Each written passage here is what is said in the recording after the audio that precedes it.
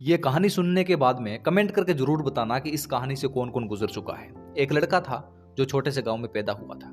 उसके बचपन के दिन खेलने कूदने और मौज मस्ती करने में निकल गए। स्कूल की पढ़ाई भी उसने गांव से ही की थी। आगे की पढ़ाई का मन था, इसलिए वो शहर की तरफ निकल पड़ा। शहर में रहने के लिए एक छोटा सा कमरा किराए पर ले लिया। उसके लिए शहर में सब अनजान थे। शुरू शुरू में उसे बहुत तकलीफ हुई। जो अपनी माँ के हाथ से थोड़ी सी रोटी जल जाने पर भी गुस्सा किया करता था, वो माँ और माँ के हाथ से बनी रोटियां उसको बहुत याद आती थी और उनको मिस करता था। अब उसको खाना खुद बनाना पड़ता था।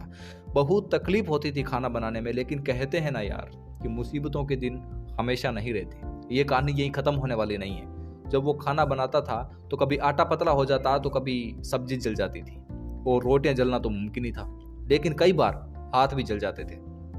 कभी कभी सब्जी में नमक तेज हो जाता था तो कभी खाना ना बनाने के चक्कर में भूखा भी सो जाता था। और जब आधी रात को आंख खुलती थी ना, तब माँ बहुत याद आती थी।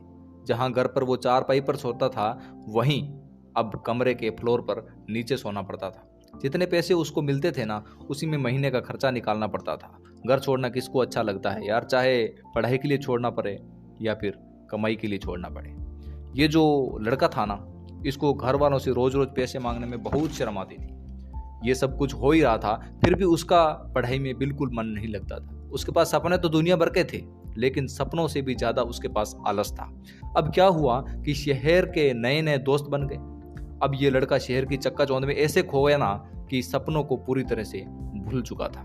ये किसी एक स्टूडेंट की कहानी नहीं है, उन सभी स्टूडेंट से जुड़ी हुई है जो अपना घर छोड़ करके जाते हैं और कम बजट में भी सब कुछ चलाते हैं। उनको पता होता है कि उनको पढ़ना चाहिए, हमेशा अपने घर वालों पर डिपेंड नहीं रहना है, लेकिन उनको फिर भी वो परिणाम नहीं मिलता जो वो खुद चाहते हैं। बहुत से लोग ऐसे हैं जो ऐसी स्थिति से गुजर चुके हैं। शायद आप वीडियो देख रहे हो तो आप भी इस स्थिति से गुजर चुके होंगे और कुछ गुजर रहे हैं। ये आज का वीडियो उन तमाम स्टूडेंट्स के लिए है जो सब कुछ जानते हुए भी बहाने बना लेते हैं और पढ़ाई नहीं करते हैं। अगर आपके साथ भी अगर ऐसा हो रहा है तो समय निकालकर इस वीडियो को पूरा देखना। उसके बाद में एक एक सेकेंड आपका कीमती हो जाएगा। आपके ना पढ़ने के सारे बहाने छू मंतर हो जाएंगे। लेकिन समय निकालकर इस वीडियो को पूरा देखना, और अगर पसंद आए तो चैनल को सब्सक्राइब करके जरूर जाना। कुछ नहीं करना साथियों, सिर्फ ये 2 नियम आपको याद रखने हैं।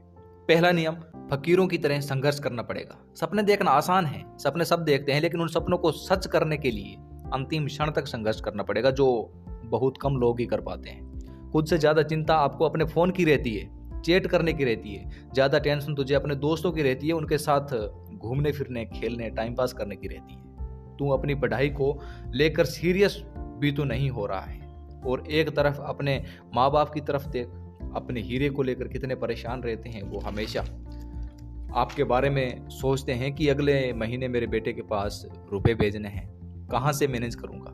वो दिन रात मेहनत करके एक एक पैसा जोड़ करके आपको देते हैं, ताकि आप अच्छे से पढ़ाई करके कुछ बन सको, अपना भविष्य बना सको। और एक तरफ तू सोच किसको खुश करने में लगा हुआ है, अपने दोस्तों को, उनको पार्टी देने में, उन पर पैसा उड़ाने में।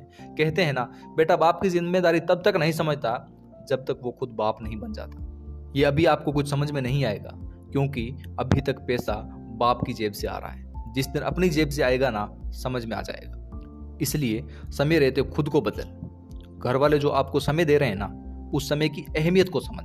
घर वाले जो आपको पैसा दे रहे हैं ना, उसकी कीमत जान, और आज से किताब उठा और पढ़ाई शुरू कर दे। क्योंकि ये दोस्त तब तक साथ देंगे जब तक आपके पास पैसा रहेगा, और आपके पास हमेशा पैसा तभी रहेगा जब तू अपना संघर्ष जारी रखेगा और अपनी जीत हासिल कर लेगा। मैं जानता हूं कि आपके दोस्त बहुत कीमती हैं, तू उनको खोना नहीं चाहता, तू अपने अम्मी अब्बू को कभी मायूस नहीं करना चाहता है, तू हमेशा खाली जेब नहीं रहना चाहता। तो हिम्मत कर, मुकार भर, किताब उठा और लग जा तैयारी करने में।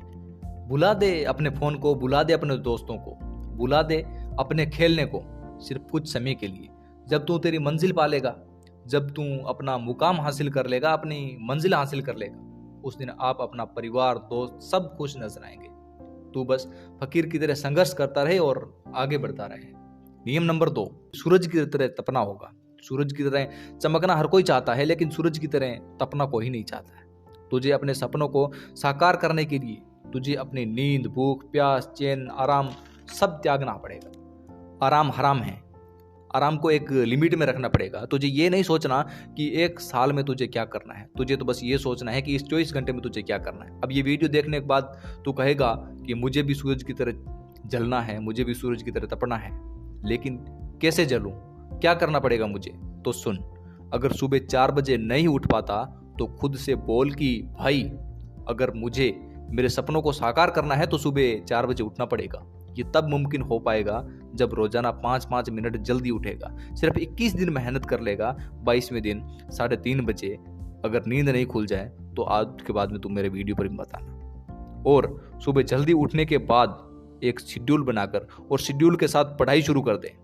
अगर पंखे की ठंडी हवा में नींद आती है ना तो पंखा बंद कर दे यार। गर्मी लगेगी तो समझ में आएगा कि इस घर में गर्मी बहुत है यार, सोचता हूँ एसी लगवा लूँ।